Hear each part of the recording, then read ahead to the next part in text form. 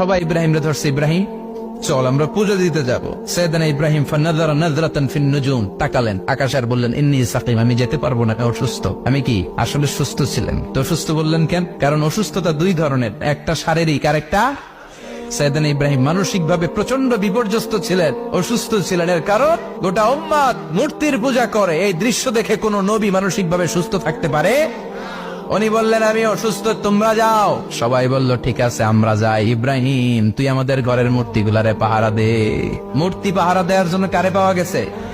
সাইয়েদনা ইব্রাহিম কয় ঠিক আছে আজকে পাহারা দিমু, জম্মের পাহারা, যা তোরা দিতাছি, পাহারা দিতেছি যা। এইবার সাইয়েদনা ইব্রাহিম মূর্তির ঘরে ঢুকলেন, দেখেন কি সুন্দর কথোপকথন আল্লাহ তুলে ধরলেন। আল্লাহু আকবার। মূর্তির ঘরে, দেবীর ঘরে ঢুকে উনি ঘুরে ঘুরে তাকায়, দেখে একটা এমনি হাত আর একটা ব্যাগ করে 14-15টা হাত নিয়ে তাকায় আছে। উনি সবগুলোর সামনে এভাবে তাকায় আছে, দেখে এক একটা এক এক চেহারা, একটা হাতির গণেশ স্টাইলের, আর একটা এরকম, আর একটা নারীর, আর একটা বাঘের, আর একটা তলোয়ার নিয়ে আইতাছি কোপায় ফেলাম আছে না নাই। সবগুলোর সামনে যায়, যে দেখে আর অবাক হয় কত ধরনের খোদার কাছে এরা কত কিছু চায়। আর যে দেখে প্রত্যেকটার সামনে ডেজার্টস আইটেম, মিষ্টান্ন, এক একটার সামনে রসমলাই, এক একটার সামনে কালো জাম, লাল জাম, রসগোল্লা, চামচাম, দুধ মালাই, মালাই চপ আছে না নাই।